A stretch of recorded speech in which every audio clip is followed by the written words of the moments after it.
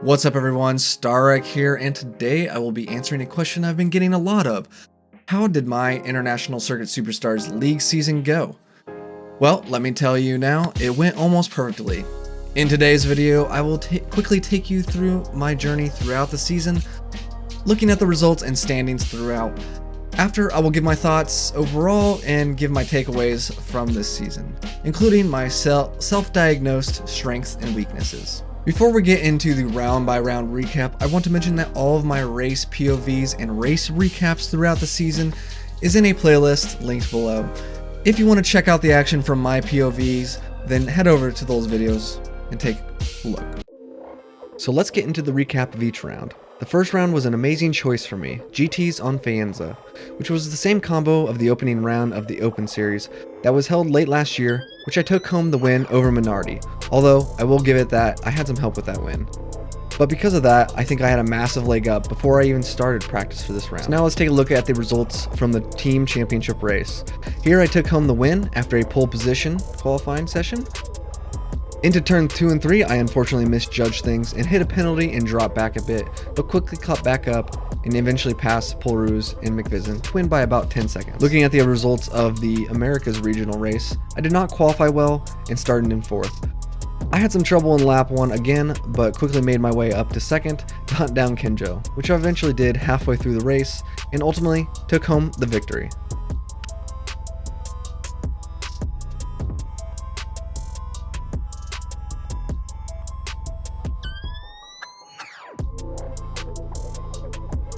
Moving on to round 2, which was set at Renvort with the Pacinos. The stage was definitely set for some tight racing because of the slipstream. This turned out to not be true for me at least, but I know that most others had a tight, exciting race. In the team championship race, I captured pole, and after the first turn, I just ran away with it. In the Americas regional race, it was a bit different. I was able to qualify 2nd, and during the race, I waited patiently behind Box before he made a mistake, and I was able to pass him to get into the lead. After that, I just pulled out of the slipstream range and went on to win by a healthy margin. The second victory also cemented my place in the final 3 rounds of the series. Round 3 was probably my favorite round in hindsight. First, we were in the prototypes, which was by far my favorite car, and then the track, Maple Ridge Reverse, was an excellent qualifying track. In the team championship race, I qualified first, and immediately in the race, Dermot and I pulled out to a commanding lead. Dermot was able to hold on to me for the first stint, but after about halfway through the second stint, I was able to break out of the slipstream range and cruise to victory. In the Americas regional race, it was a whole different story. I qualified 2nd, and on the first lap, I crashed 3 times and got shuffled back to 6th. Luckily, due to my pace here, I came back and won by a healthy margin after making some passes. Round 4 was set to be a lively one, with this week's race being the race with stock cars on the oval. The thing about oval racing is that it equalized everyone's pace a lot. There's definitely still some driving skills involved, but due to the slipstream, it's very easy to keep up with someone faster than you, making the strategy and racecraft even more important than speed. Also setting the stage was the server issues that seemed to get worse and worse as each week of league racing went on. This accumulated into the expert division sitting in a lobby waiting for a server for a whole hour before the race organizers canceled the race for us. Standings stay the same as last round. Fortunately, we were able to find a server for the Americas race, although most of the field complained a lot about the lag, including myself. I qualified mid-pack and eventually found myself out front with Beef Hammer, and for most of the race, it was just us two battling for position for the last couple laps. I eventually won out after some clutch lappers helped me get a small lead before the final lap, and Beef was unable to make a pass. Round 5 was a race with a Vost on Magdalena Club, which I think is my 3rd favorite combo from this season, behind round 1 and 3. This was again looking to be a great racing combo with 2 equally possible strategies of the 3-stop or the 2-stop. The team championship race was a pretty solid victory for me, with a great battle with Murray Topin at the beginning, as my championship rival Dermot had a bad qualification session and qualified 5th. The Americas regional race saw a great battle at the beginning of the race between Liker, Beefhammer, and I, and then after some shuffling, I had a great battle with Kenjo until the last stint where I pulled away for the win. Round 6 was the finale of both the Americas regional and the team championship series. But unfortunately, the race combo, which was super lights on Lost Lagoon, turned out to not only be not too fun to drive, but also made for a less than exciting race, as there was almost no way to pass without the driver in front making a big mistake. The team championship race was a bit stressful at the beginning, as Dermot was able to keep up with me until our tires started to wear out. After that, it was just a cruising to another victory, making my team championship a perfect season, capturing 6 out of 6 race wins, and only missing 1 point for round 2's fast lap. Dang you, Bixen. The America's Season Series finale was an anticlimactic to say the least. After the first 2 turns, I was already outside the slipstream range, and from there I went on to win. First, I would like to congratulate everyone for getting through a tough season due to lag, POV differences, and server issues that plagued us almost every weekend. But I also want to shout out the devs for fixing a lot of the server issues so that the last 2 rounds went rather smoothly. I also want to congratulate the Expert Division winners, Dermot and McVision. As you saw, it was a very tight battle that went all the way to the final round between us, Firestone GP, and Vision Sim Racing. Well deserved, and good luck in the Superstars division next season. Now for my overall thoughts on my season.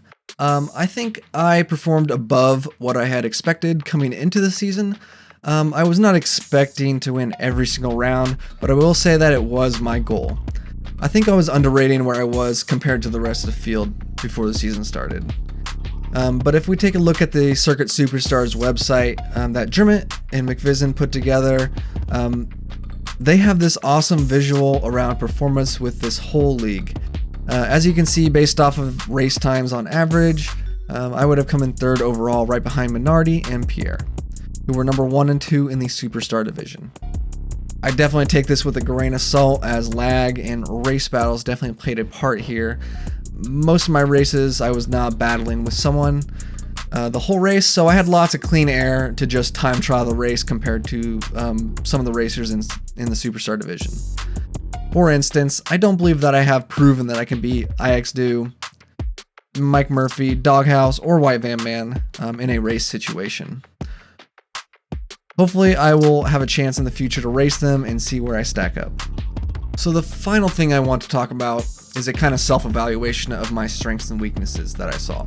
These are things that I plan to either be conscious of going forward to work on, as well as doing some dedicated practice to correct. So let's start with the strengths. I think I had a really good focus throughout the season.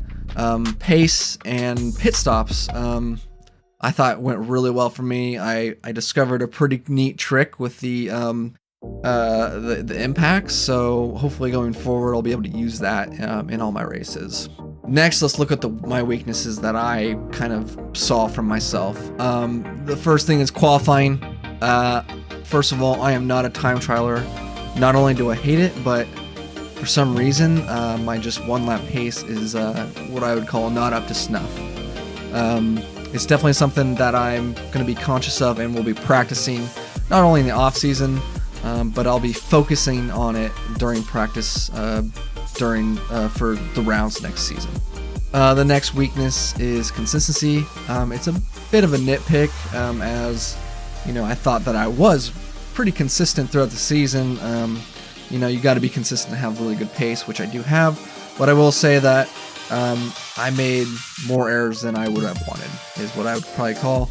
If I do want to compete with the top dudes in the Superstar division, then I need to kind of make less errors. I would say I made probably 2 errors per race, I would say. I need to get that down to 1 or 0. So going forward, I will be more conscious of, I need to be more consistent and maybe go 90% of my pace rather than 99% of my pace, so I'll tighten that up next season. So that's all I have for you all. Thanks for watching, and don't forget to like and subscribe if you are liking my content and want more. If you have any comments on anything that happened in the video, definitely don't forget to comment in the description, or comment below, not in the description, but just below. Alright, with that, I'm gonna just say I'll see you guys next time. Peace.